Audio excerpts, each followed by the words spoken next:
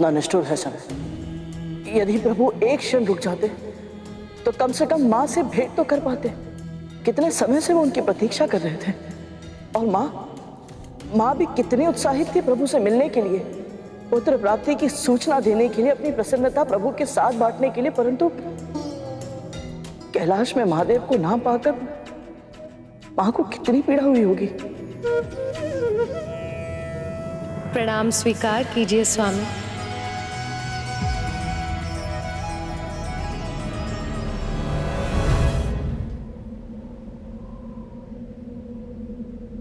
ये कैसी लीला रच रहे हैं आप।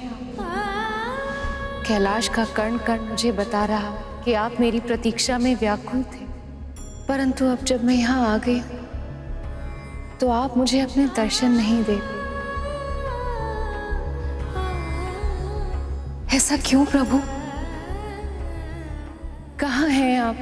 यहाँ देवी पार्वती प्रभु महादेव से मिलने की प्रतीक्षा कर रही थी और उधर गजासुर ने अपने भाई के साथ महादेव से वरदान लेने का प्रण किया था।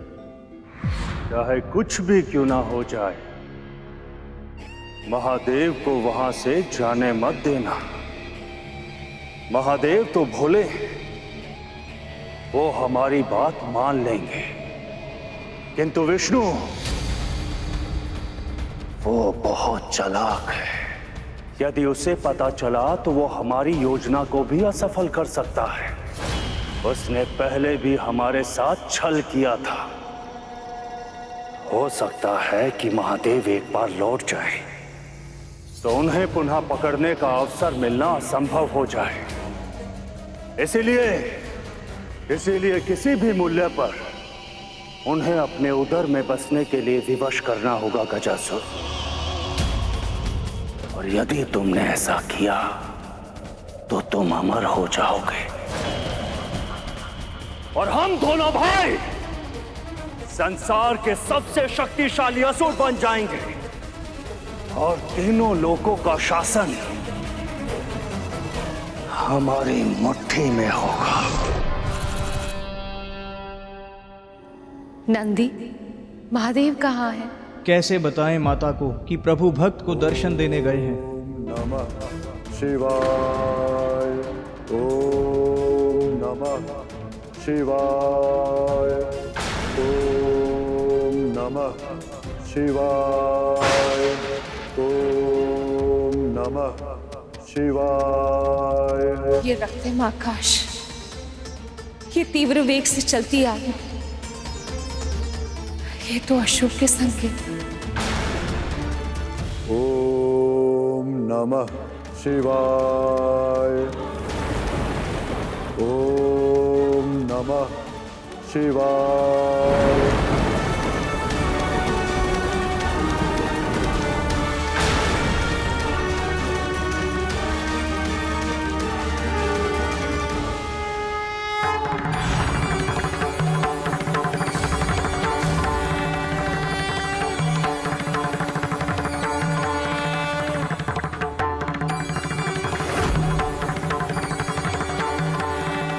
महादेव,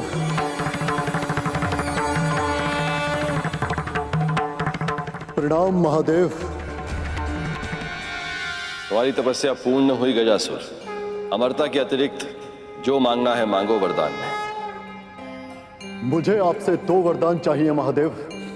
पहला तो ये कि मेरे तन से निरंतर ऐसी अग्नि निकलती रहे जिसके कारण कोई भी देवी देवता, सुर, गंधर्व, मानव, दानव, ऋषि मुनि कोई भी मुझे छू तक ना पाए।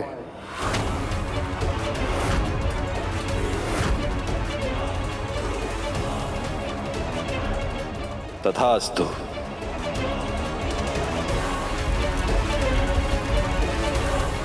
और मेरी दूसरी इच्छा यह है महादेव कि आप मेरे उदर में निवास करें।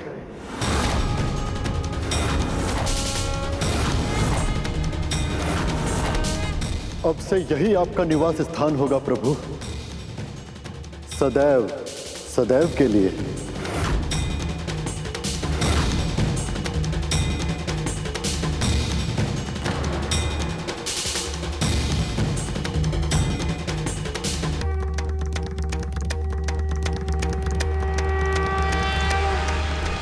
उसने ऐसा वरदान मांगने के बारे में सोचा भी कैसे गुरुदेव? ये संपूर्ण सृष्टि महादेव के उदर में बसती है, इसीलिए तो माँ पार्वती ने हलाहल को प्रभु के कंठ के नीचे जाने से पहले ही रोक दिया था।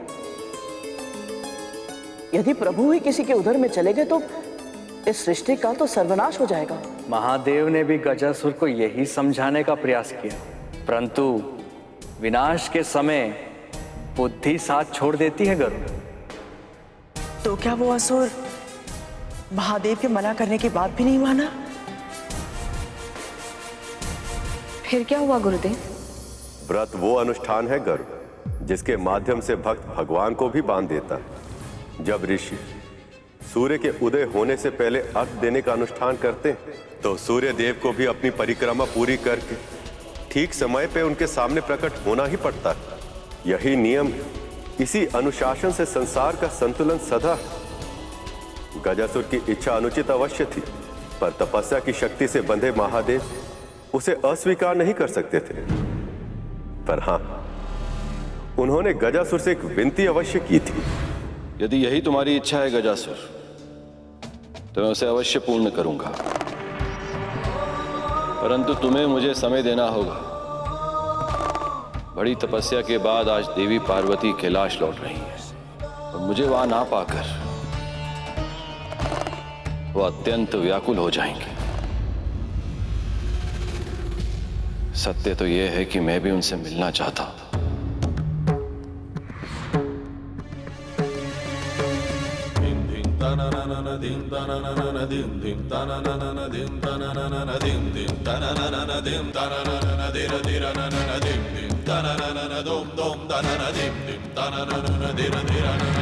भले ही मेरा मिलन एक क्षण का ही क्यों ना हो, भले ही उनसे मिलने के उपरांत मुझे यहां तुरंत लौटना पड़े। पार्वती शक्ति है मेरी। प्रभु से वियोग के कारण विचित्र सी बेचैनी का आभास हो रहा है मुझे उनसे भेंट करनी ही होगी। क्षमा कीजिएगा महादेव, परंतु यदि आपको यहां से जाने दिया तो बहुत बड़ा संकट उत्पन्न हो सकता है मेरे लिए, और मुझे अपने प्राण अत्यधिक प्रिय हैं। आपने मुझे वर दिया है महादेव, और आपको अपने वचन का पालन तो करना ही होगा। इसी क्षण से आपको मेरे उदर में निवास करना ही होगा प्रभु। गजासुर की मांग सुनकर समस्त संसार में त्राही त्राही मच गई। सब यही सोच रहे थे कि यदि महादेव ने गजासुर की मांग पूरी कर दी तो पार्वती से शिव का मिलन कैसे हो पाएगा। जब मैं आपको पति के रूप में पाना चाहती थी, तब मैंने आपके लिए 1 सहस्त्र वर्षों तक तपस्या की थी प्रभु। क्या मुझे पुत्र प्राप्ति के लिए इतनी लंबी प्रतीक्षा करनी होगी महादेव? मुझे क्षमा करना पार्वती, मुझे क्षमा करना पार्वती, मुझे क्षमा करना पार्वती, मुझे क्षमा करना पार्वती। कुछ बहुत ही अनुचित होने वाला है, बहुत ही भयंकर, बहुत ही विनाशकारी।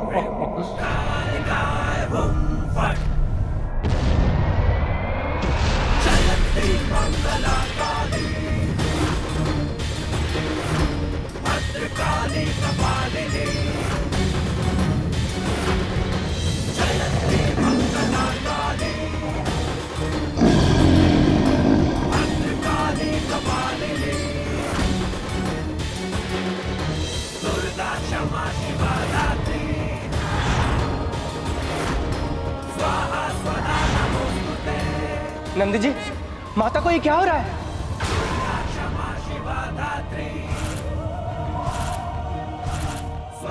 माँ के भीतर जो प्रेम की ऊष्मा थी, वो अब क्रोध की ज्वाला बन रही है।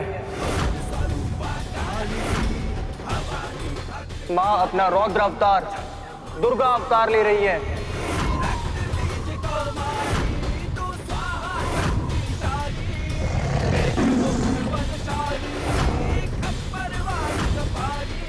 यदि इन्हें रोका नहीं गया तो समस्त संसार को नष्ट होने से कोई नहीं बचा सकता।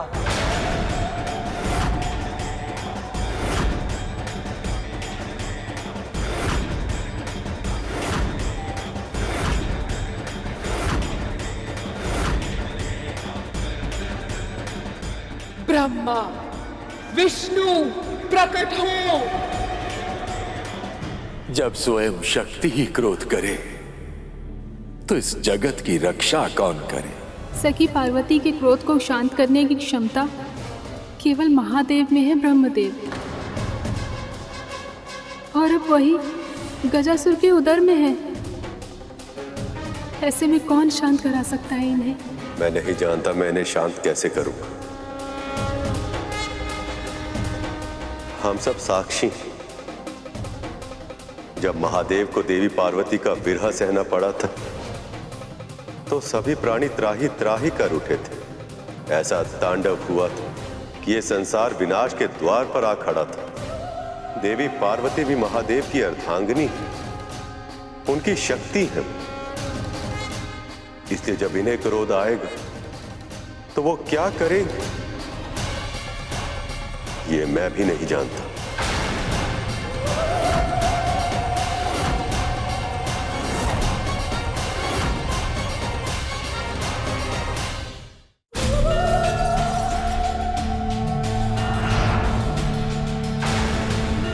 देवी, आपके पास तो हर क्षण का लेखा जोखा होता है। बताइए, कहाँ है महादेव?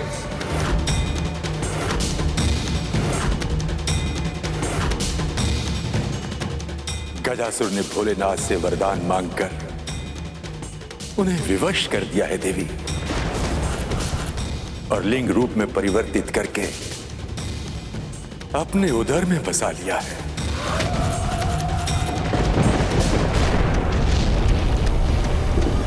गजासुर! गजासुर! गजासुर!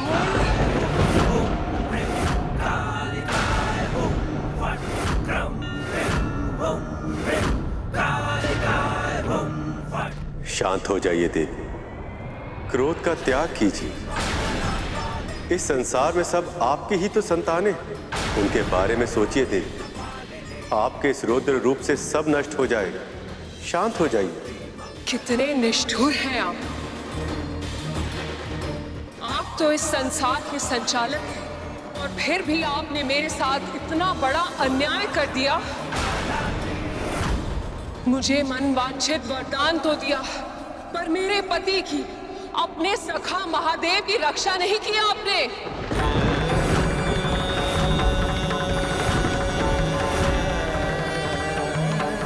आप अच्छी तरह जानती हैं देवी, भक्त और भगवान के बीच में कोई नहीं आ सकता, मैं भी नहीं।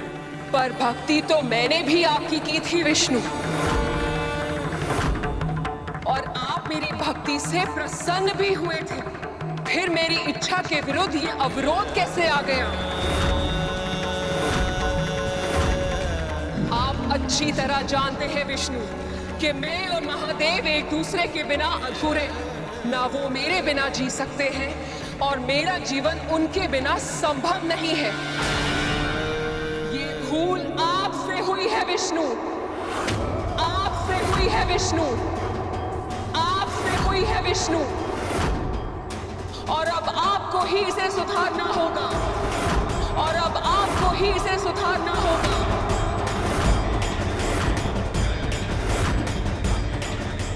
महादेव को वापस लेकर आना होगा आपको।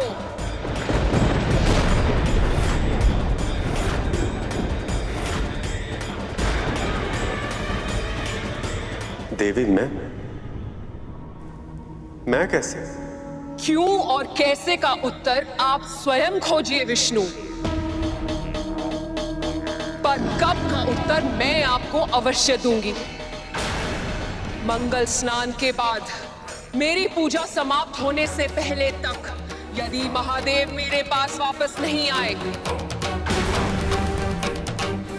तो मैं आपकी प्रतीक्षा नहीं करूंगी। स्वयं उस गजासुर का वध करके अपने पति को मुक्त कराऊंगी मैं।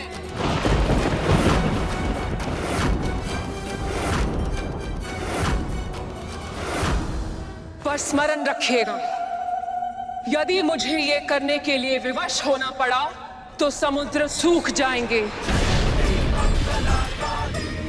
पर्वत भस्म का ढेर बन जाएंगे, धरती अग्नि उगलेगी और बादल रक्त की वर्षा करेंगे। यदि मुझे रौद्र रूप धारण करना पड़ा तो ये संसार नष्ट हो जाएगा विष्णु।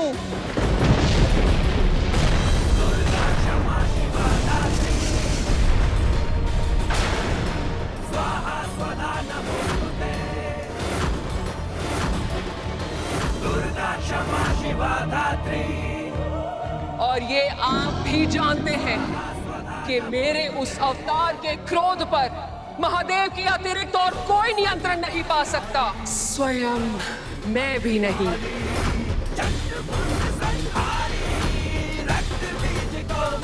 तो फिर प्रभु ने क्या किया गुरुदेव? गजासुर का पहला वरदान तो ये था कि उसे कोई छू भी नहीं पाएगा। तो फिर प्रभु विष्णु महादेव को छुड़ाकर कैसे लाए? प्रभु विष्णु के लिए समस्या केवल गजासुर नहीं था, उसका भाई गजमुखासुर भी था, जो सृष्टि में अंधेरा होते ही समझ गया था कि उसके भाई की तपस्या पूरी हो गई और अब वो अपनी शक्तियों का प्रयोग करने के लिए स्वतंत्र है। संसार पर ऐसी भीषण विपदा आ पड़ी थी जो ना तो किसी ने कभी देखी थी और ना ही सुनी थी। प्रभु विष्णु और ब्रह्मदेव के पास इन दोनों समस्याओं में से किसी का भी समाधान नहीं था और समय उनके हाथों से सूखी रेत की तरह फिसलता जा रहा है।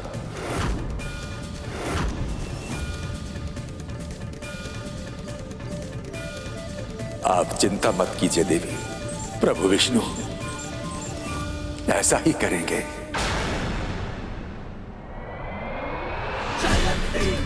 हाँ देवी, जो आवश्यक होगा वो सब करूंगा, पर महादेव को वापस अवश्य लेकर आऊंगा, समय से पहले और किसी भी मूल्य पर।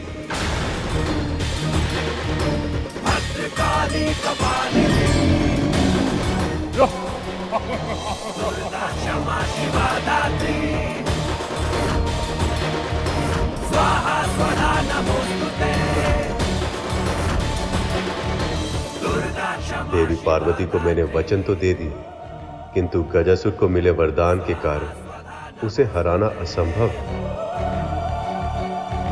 पर यदि देवी पार्वती के मंगल स्नान के पूर्ण होने से पहले मैंने अपना वचन पूर्ण नहीं किया तो इसका परिणाम पूरे संसार को भोगना पड़ेगा।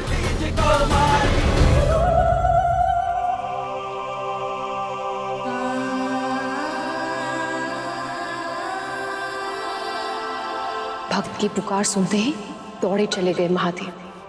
मैं मानती हूँ कि तपस्या का मान करना महत्वपूर्ण होता है, परंतु एक पत्नी की प्रेम का सम्मान करना भी तो आवश्यक है।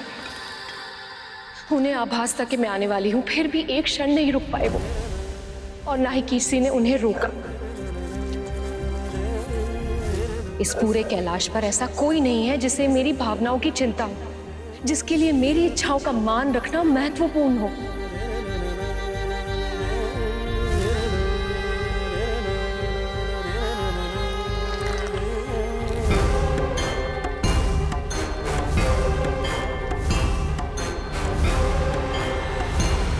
अब जो मेरा पुत्र होगा वो मेरी हर आज्ञा का पालन करेगा। जिस तरह यशोदा का कान्हा उन्हें सताता है, परंतु सबसे अधिक प्रेम भी वो उन्हीं से करता है, ठीक वैसे ही मेरा पुत्र भी मेरे साथ ऐसा ही करेगा। मेरे लिए सबसे टकरा जाएगा वो। डांट पड़ने पर कान पकड़कर क्षमा भी मांगेगा, और यदि उसने शरारत की तो उसे भी मैं ओखली से बांधकर दंड दूंगी। नहीं नहीं, मैं ये नहीं कर सकती। मैं उसे इतना बड़ा दंड नहीं दे सकती। कान्हा माखन चुराता है तो यशोदा उसे डांट देती है, परंतु मैं अपने पुत्र को एक से एक उत्तम व्यंजन बनाकर खिलाऊंगी, और तब तक खिलाऊंगी जब तक उसके पेट के साथ साथ उसका मन नहीं भर जाता। अपने पुत्र के मन, मस्तिष्क, यहाँ तक कि प्राण वायु को भी मैं स्नेह से भर दूंगी। और ऐसे ममता भरी भावना से मां पार्वती ने गढ़ी थी एक अप्रतिम रचना।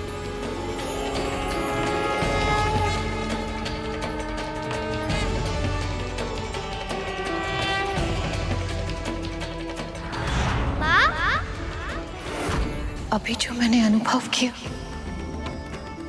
क्या था वो? माँ? माँ?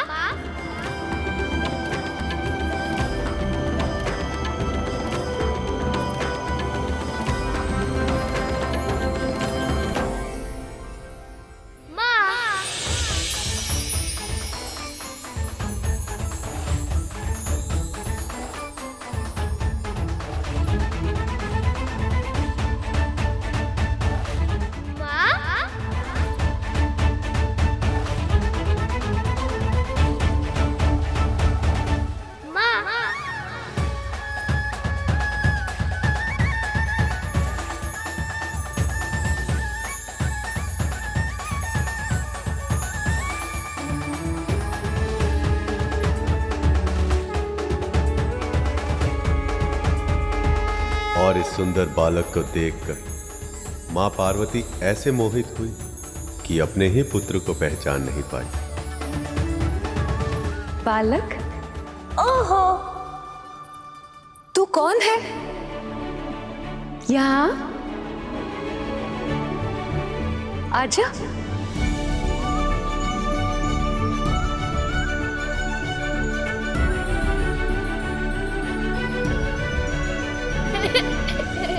अरे बालक, रुक तो।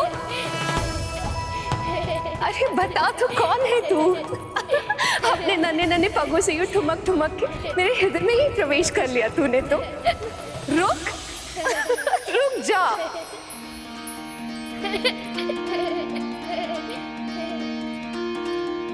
पार्वती के मन में उमड़ी ममता, माँ की गोद में आए विघन हरता। पार्वती के मन में उमड़ी ममता, माँ की गोद में आए विघन हरता।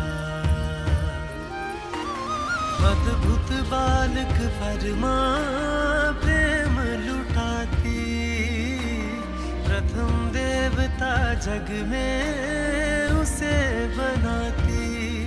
हाँ, प्रथम क्या हुआ माँ? ठीक तो है ना? आप थक गई है माँ?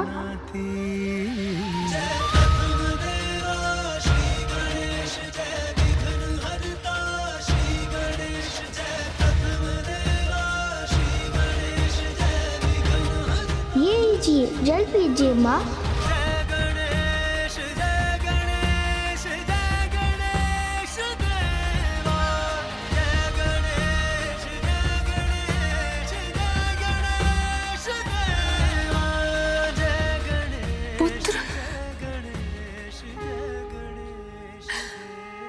मेरा पुत्र?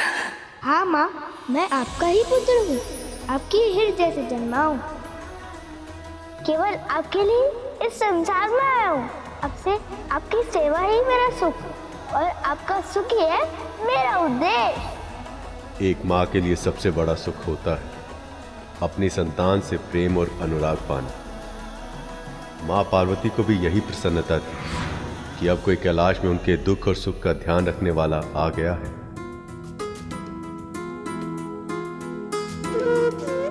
माँ और पुत्र का मिलन तो सदैव ही सुखद होता है, तो फिर आप सभी माँओं की आंखों में आंसुओं का आभास क्यों हो रहा है मुझे? यही तो इस संबंध की विशेषता है गरुड़। वैसे तो देवी पार्वती शक्ति स्वरूपा महादेव के साथ अर्ध नारीश्वर है, अपने आप में हर तरह से संपूर्ण, किंतु जब एक स्त्री मां बनती, अपनी संतान को अपने वक्ष से लगाती, तो उस समय उसे जिस पूर्णता, जिस सुख का आभास होता है, वो केवल एक मां ही समझ सकती है। इस पूरे संसार में एक स्त्री का अपनी संतान को जन्म देने से अधिक सुंदर, अधिक अलौकिक और कुछ भी नहीं कर। और गणेश तो केवल और केवल देवी पार्वती से ही उत्पन्न हुए थे। पर महादेव का क्या हुआ? वो तो अपने पुत्र के जन्म के समय ही उपस्थित नहीं रह पाए। हाँ गुरुदेव, प्रभु विष्णु ने तो वचन दिया था कि माँ पार्वती के मंगल स्नान के बाद उनकी पूजा समाप्त होने से पहले वो महादेव को ले आएंगे, तो फिर उन्होंने अपना वचन पूरा कैसे नहीं किया? गरुड़ सही प्रश्न पूछ रहा है। यही जिज्ञासा और इसका उत्तर ही गरुड़ को वो ज्ञान देंगे जिससे उसको भविष्य में लाभ होगा। गणेश का जीवन हर मनुष्य के लिए मार्गदर्शक होता है, और यही ज्ञान गरुड़ का भी मार्गदर्शन करेगा मेरा वाहन बनने में। प्रभु विष्णु के साथ साथ ब्रह्मदेव, देवराजेंद्र, नंदी, श्रृंगी और अन्य शिवगण भी इसी पहेली में उलझे थे, जब अपने प्रभु की समस्या का समाधान करने के लिए देव ऋषि नारद वहां आए। नारायण नारायण। महादेव को अपने उदर में बसाकर गजासुर स्वयं को अमर समझने लगा है प्रभु, और उसने घोषणा की है कि अब वो तीनों लोकों का स्वामी है। आज अपना राज्याभिषेक कर रहा है वो, जिसमें उसने स्वर्ग की अप्सराओं और गंधर्वों को गायन के लिए आमंत्रित किया है। यदि देवराज ने इस आमंत्रण को अस्वीकार कर दिया तो इसे वो अपनी सत्ता की चुनौती समझेगा और कल ही स्वर्ग पर आक्रमण कर देगा। नारायण नारायण।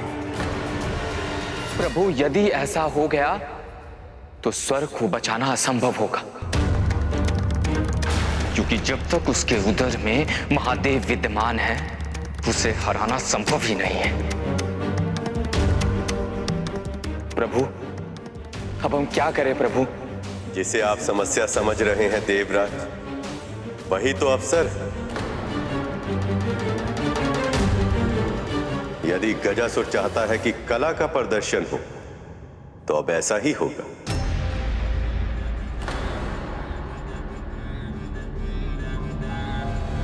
हम छद्म वेश में वहां जाएंगे और अपनी कला का ऐसा प्रदर्शन करेंगे कि गजासुर हमें हमारी इच्छा के अनुसार पुरस्कार देने के लिए विवश हो जाएगा।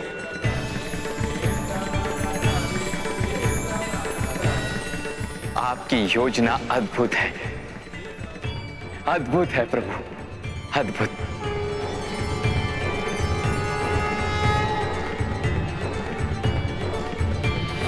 एक और प्रभु विष्णु, इंद्र, नंदी, श्रृंगी और अन्य सभी शिवगण महादेव को मुक्त करने के अभियान पर निकले। वहीं दूसरी ओर वैकुंठ में देवी लक्ष्मी और देव ऋषि नारद को मां पार्वती की हंसी का स्वर सुनाई दिया। जब उन्होंने कैलाश की ओर देखा तो चकित रह गए। रुक जा। माँ, मैं जो समझ रहा हूं, क्या वो सत्य है? पूरी तरह सत्य है देवर्षि। इस बालक ने सखी पार्वती के हृदय से जन्म लिया है।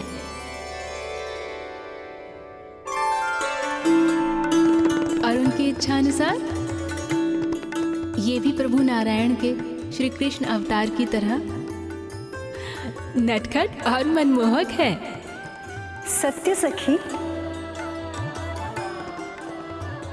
फिर तो इस बालक को मैं निकट से देखूंगी।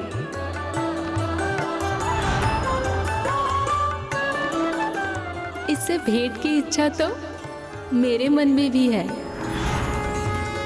नारायण नारायण। माओ को अपने आकर्षण में बांध लेना और स्वयं ममता की डोरी में बन जाना, ये तो कोई आपसे सीखे प्रभु। बस कर पुत्र, बस रुक जा, आगे आ। बहुत थक गया होगा ना, चल तेरा हाथ मुंह धुला के तुझे भोजन करा देती हूँ। बहुत भूख लगी होगी ना? पुत्र को भूख लगी है, क्यों उससे पहले माँ को कैसे पता चल जाता है?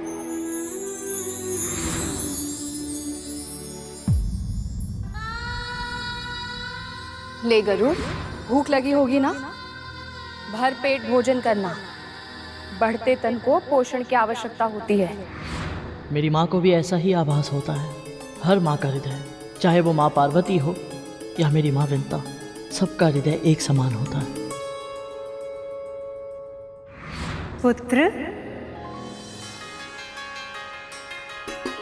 सभी माताएं गणेश के पास पहुंची।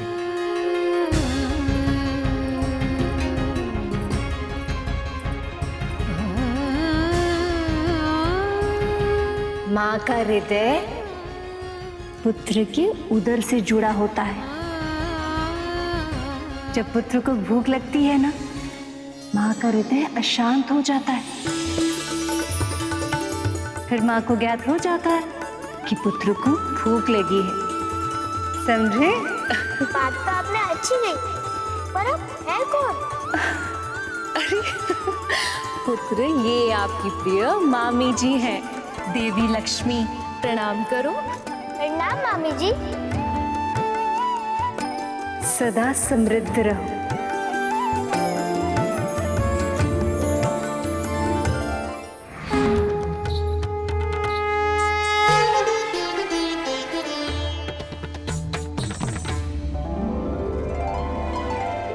और पूरा ब्रह्मांड गणेश को अपने पुत्र की भांति प्रेम दे रहा था, आने वाले विपदा से बिल्कुल अनजान।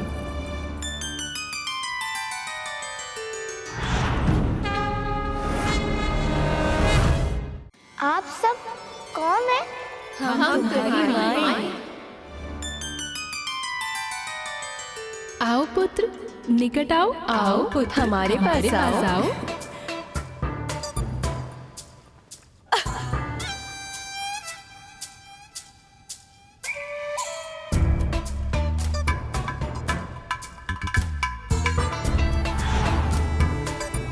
तो कैलाश में ऐसा कोई आ ही गया।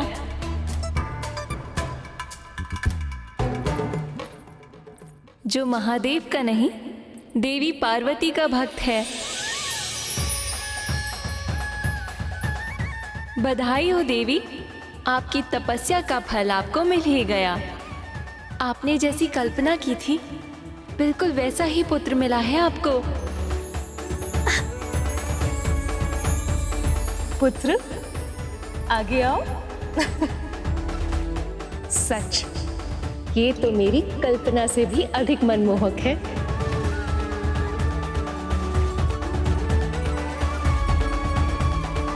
उस बालक ने न केवल देवी पार्वती बल्कि सभी माओं का मन मोह लिया।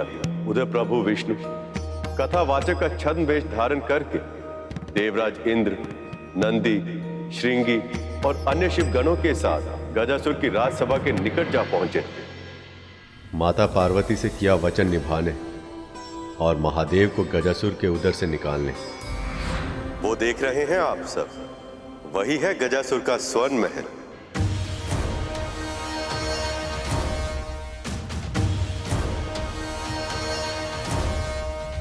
प्रभु, इसकी छटा तो बहुत ही निराली है। हाँ प्रभु, ऐसे स्थान पर हमें प्रवेश कैसे मिलेगा?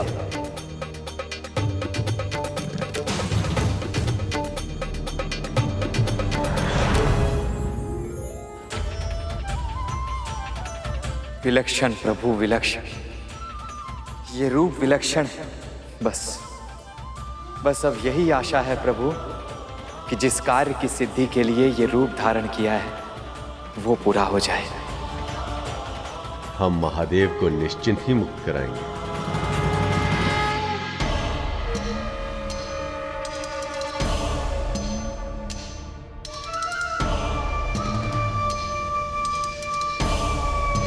गजमुखासुर प्रश्न पूछे, तो मौन रहना बुद्धिमानी नहीं होती। कौन हो तुम सब और यहां क्यों आए हो?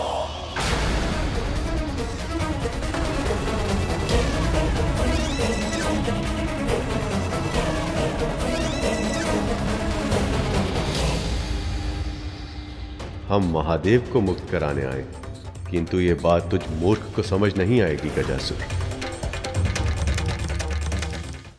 हम सब कथावाचक हैं महाराज।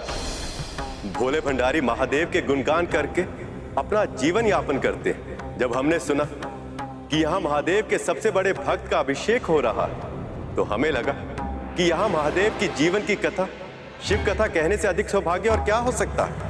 जो दिख रहा है वो है नहीं, और जो दिख नहीं रहा वो छुपा हुआ है। तुम सब आए तो एक साथ हो, किंतु तुम एक नहीं हो, अलग अलग हो। तुम सब अलग अलग हो, एक दूसरे से बिल्कुल अलग। कहीं इसने हमें पहचान तो नहीं लिया?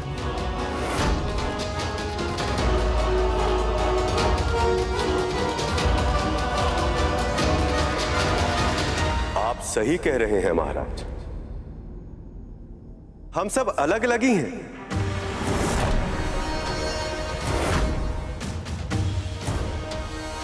यदि हमें कुछ एक समान है तो वो है महादेव के प्रति हमारा प्रेम, हमारी शिव भक्ति।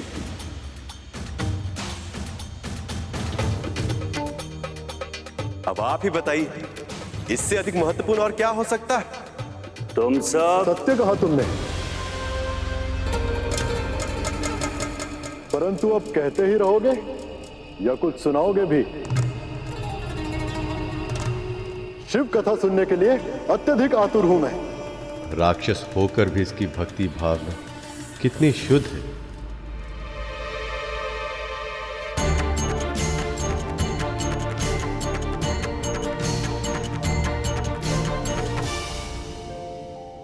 बड़ा विचित्र जग का शासन, बड़ा विचित्र विधान। समाप्त हो जब एक कथा, आरंभ हो दूसरा गान। पर जग की माया में डूबा जो, वो ये देख ना पाए। संदेश यही इस कथा का, जो अब ये वाचक सुनाए। पिता दक्ष ने अपमान किया सती पति का, महायज्ञ में नहीं बुलाया, रखा ना आसन पशुपति का। सती स्वामी का देख निरादर, यज्ञ अग्नि में भस्म हुई। पत्नी रक्षा हित दौड़े शिव पर, पल भर की बस देर हुई। होना था जो विनाश हो चुका, प्राण प्रिया थी जा चुकी। खुला रुद्र का नेत्र तीसरा, क्रोधा अग्नि दहक उठी। शिव जो कल्याणकारी है संतुलन के साधक। मृत प्रिया को हाथों में लेकर अब थे विनाश को आतुर। जिस सृष्टि में प्रिया नहीं, वो सृष्टि कैसी कैसा जीवन। अब मृत्यु ही बस सत्य बने, अब हो बस तांडव नर्तन। भगवान विष्णु देवी पार्वती को दिया वचन पूरा करने गजासुर तक पहुंच गए थे, परंतु आगे जो होने वाला था उसका आभास उन्हें नहीं था।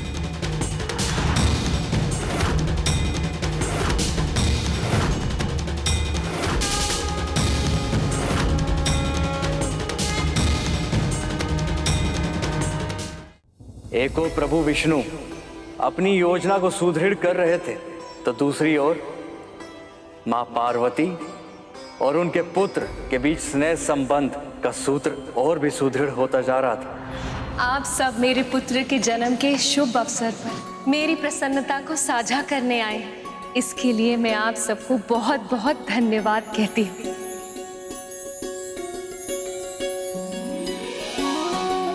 परंतु आप अब ये बताइए कि मेरे पुत्र के लिए कोई उपहार लाए हैं या फिर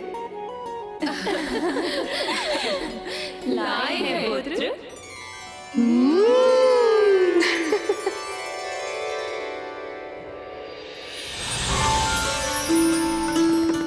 पुत्र, ये सारे वस्त्र आपके लिए हैं। इसमें से जो प्रिय लगे उसे चुन लो।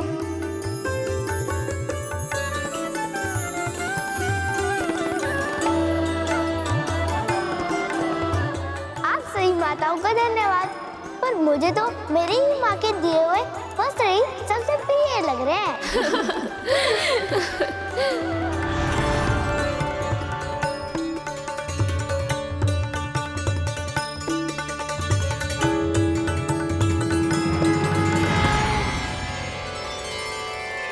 फूलों का श्रृंगार रूप सज्जा के लिए आवश्यक होता है पुत्र। स्वयं चुनो, इनमें से कौन से पुष्प सबसे अधिक प्रिय हैं तुम्हें।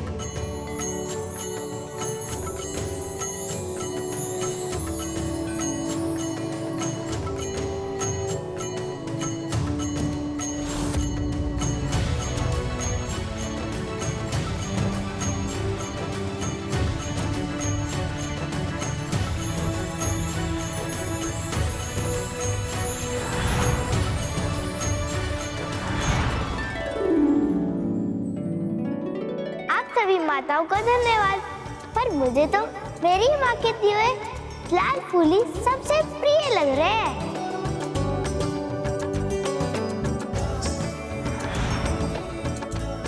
सखियों, पुत्र को ज्ञात है कि सखी पार्वती क्या उपहार देने वाली है, और उस उपहार के सामने ये हमारा उपहार का चुनाव कभी नहीं करेगा। इसलिए क्यों ना हम कुछ ऐसा करें जिससे कि पुत्र को ज्ञात ही ना हो कौन सा उपहार किसका है। उचित विचार है सखी, तभी तो पता चल पाएगा कि सत्य में इन्हें कौन सी वस्तु सबसे अधिक प्रिय है। माँ, इन्हें प्रयास करने दीजिए, विजय तो आपके प्रेम की होगी।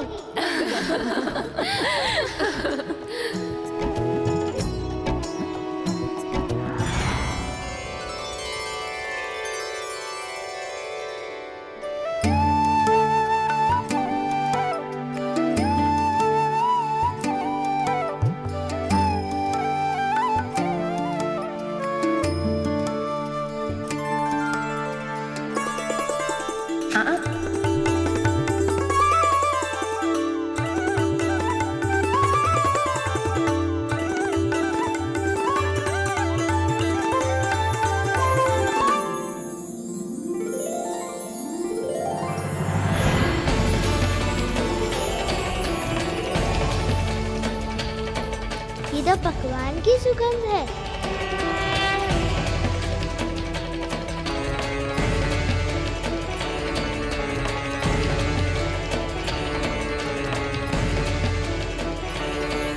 ये सारे पकवान और मिठाई की सुगंध कैसे पहचानूं माँ को?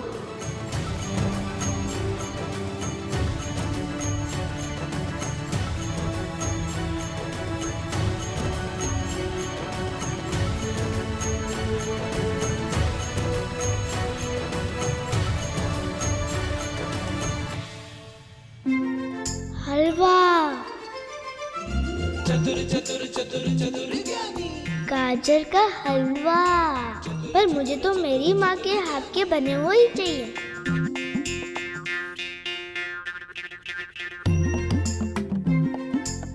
मखाने की खीर, अवश्य माँ लक्ष्मी की होगी, लेकिन माँ कहाँ है? लड्डू।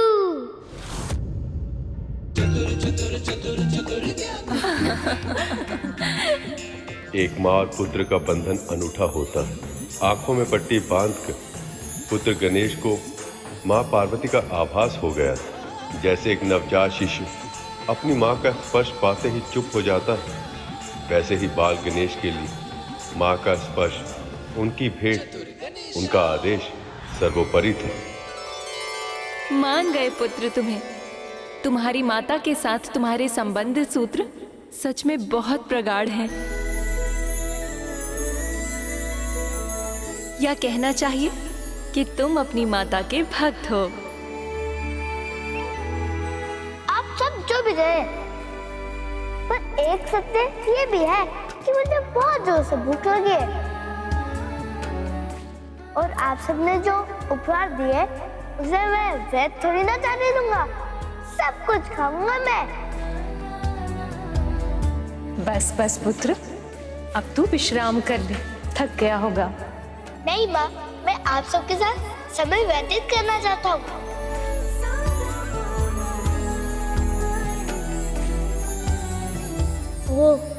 माँ गई हैं और विश्राम करने के लिए मुझे कह रही हैं। दर्शन देने के लिए आप सभी का बहुत बहुत धन्यवाद।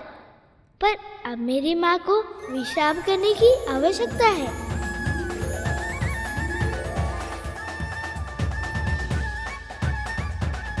इतनी चिंता करता है मेरी, इतना ध्यान रखता है।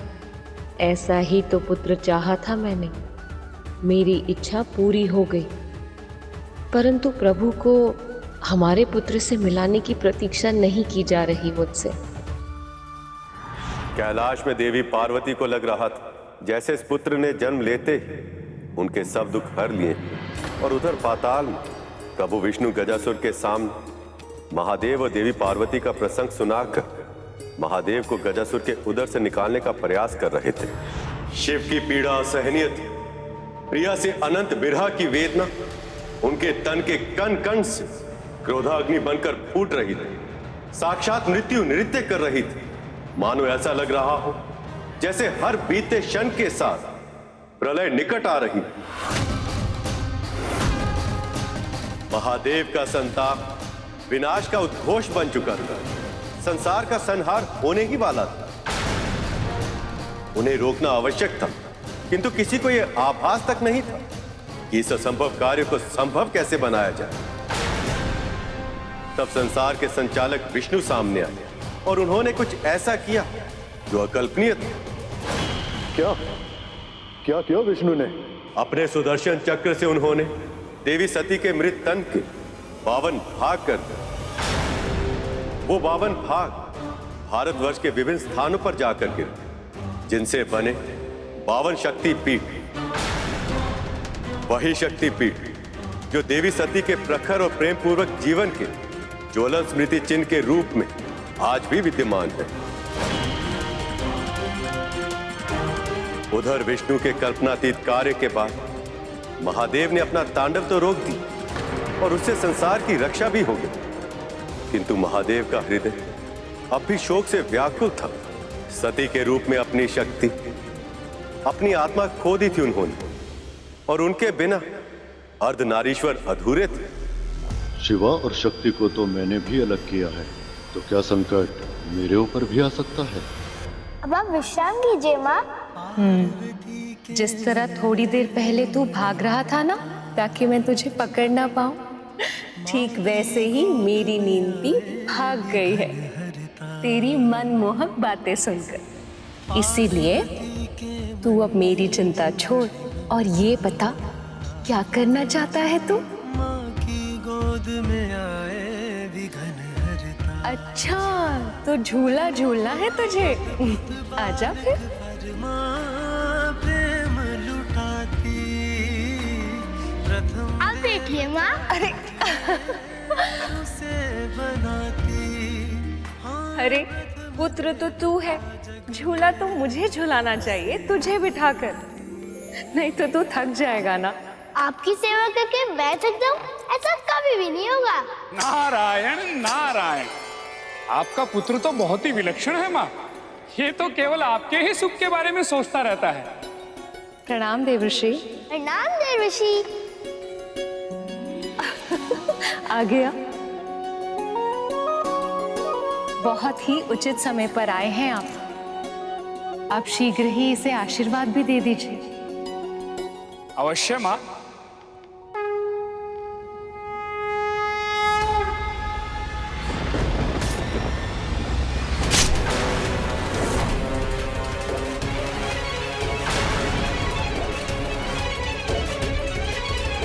ये क्या आभास हुआ मुझे?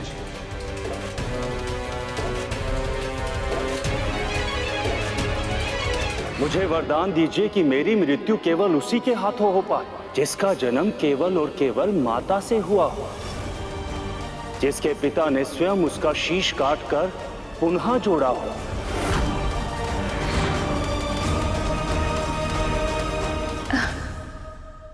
क्या हुआ देवश्री?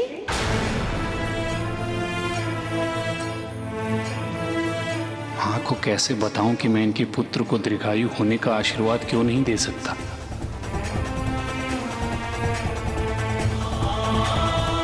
किस सोच में पड़ गए मुनिवर?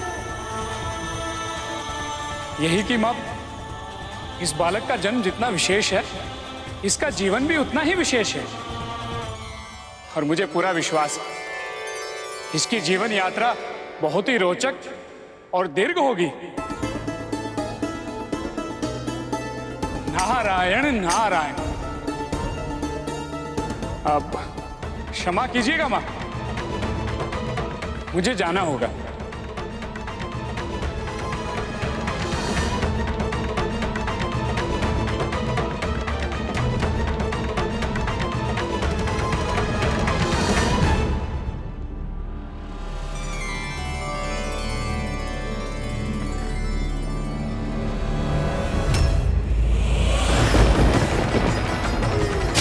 जो मैंने देखा, क्या वो सच में घटित होगा? यदि ऐसा हुआ तो माँ की प्रतिक्रिया क्या होगी? ये क्या आभास हुआ मुझे? एक माँ से कैसे कहूँ कि उसके संतान की आयु अधिक नहीं है? अगर ऐसा हुआ तो माँ शक्ति ये वियोग नहीं सह पाएगी। इसके परिणामों की चर्चा किसके साथ करूं? प्रभु नारायण भी अभी अपने लोक में नहीं है।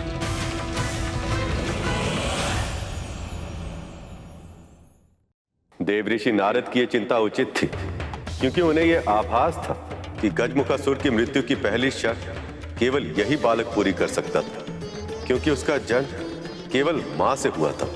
किंतु उसकी मृत्यु की दूसरी शर्त को पूरा कर पाना अभी संभव नहीं था, क्योंकि उनका सिर हाथी का नहीं था, और जब तक महादेव गजासुर के उदर में थे, ऐसा हो पाना भी संभव नहीं था।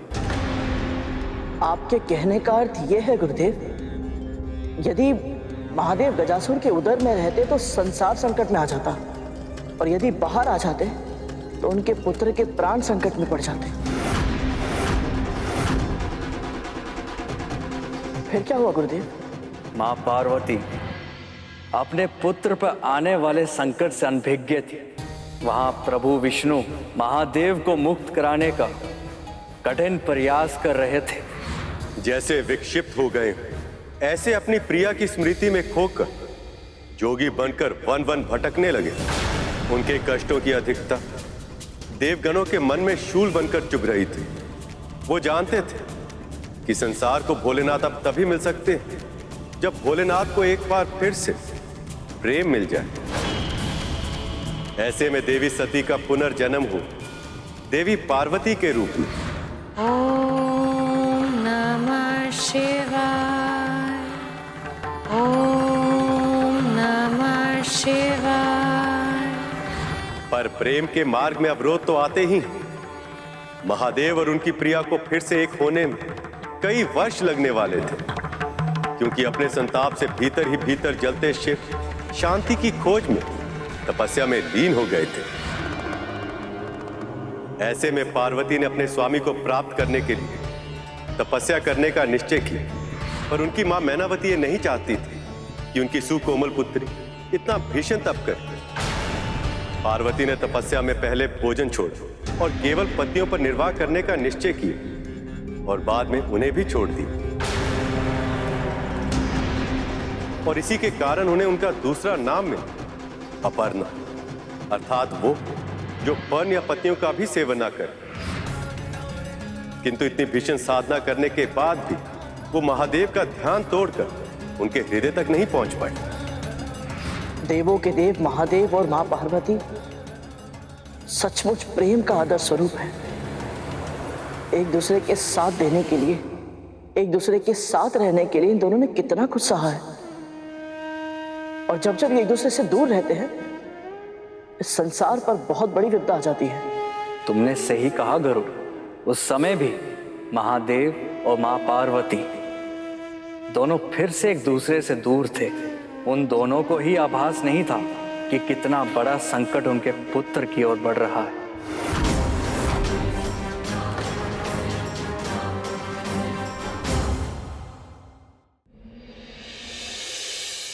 बहुत ही सुंदर रूप पाया है उसने, सलोना सा मुख, नटखट इतना कि पूछे ही मत।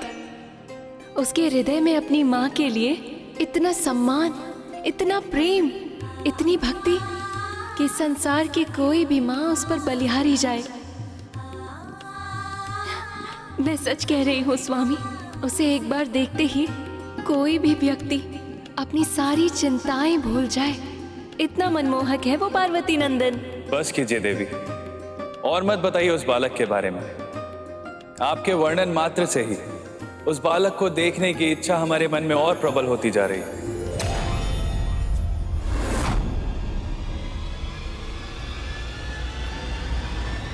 पर देखूंगा तो अनिष्ट हो जाएगा।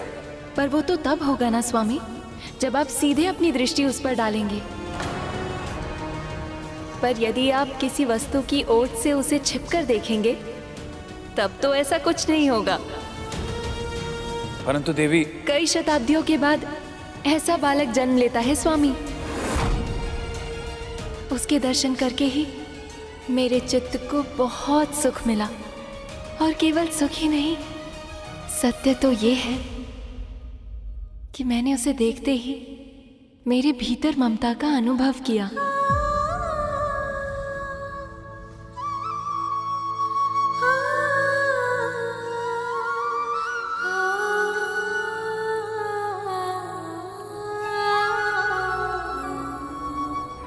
माँ,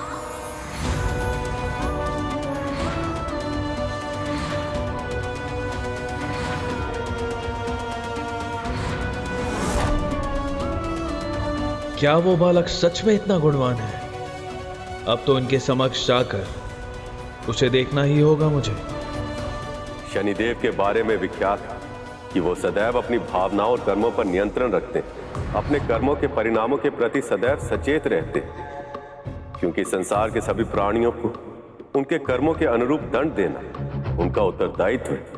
पर इस बालक के बारे में जानकर वो भी स्वयं को रोक नहीं पाए। किंतु जिस शनि की दृष्टि से सारा संसार बचता है, वह स्वयं बाल गणेश की एक झलक के लिए कैलाश की ओर बढ़ रहे। किंतु नारद अभी भी गणेश को देखकर भविष्य की चिंता में थे।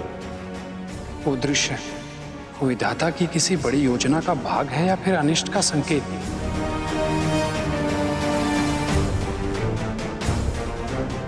प्रणाम देव ऋषि। प्रणाम शनिदेव। आप कैलाश से आ रहे हैं ना? क्या माँ पार्वती का पुत्र सच में बहुत विशेष है? वो संसार के सभी बालकों के गुणों को अपनी कल्पनाओं के सांचे में ढालकर उसका सृजन किया है माँ ने। वो मनमोहक है, सम्मोहक है, मधुर वाणी, विशाल आंखें, लंबी लंबी भुजाएं और उत्तम विचारों की मूर्ति है वो। इस पूरी सृष्टि में भला उस बालक से अधिक विशेष और कौन हो सकता है? देव ऋषि की बातों ने मेरा संकल्प और भी दृढ़ कर दिया। धन्यवाद महर्षि। नारायण नारायण।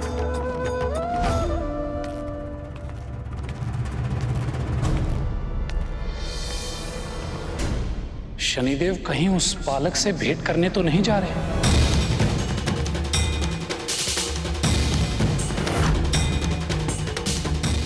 क्या उस बालक पे सच में कोई संकट तो नहीं आने वाला है?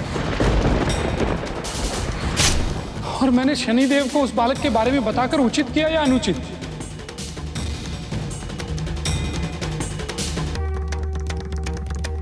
नारायण नारायण। मुझे ये आभास क्यों हो रहा है कि समय का चक्र बहुत तीव्र गति से घूम रहा है और बहुत सारी घटनाएं एक साथ अनेक स्थानों पर आकार ले रही हैं। ये स्थिति कोई सामान्य स्थिति नहीं हो सकती। निश्चित ही कुछ बहुत बड़ा होने वाला है। पर क्या?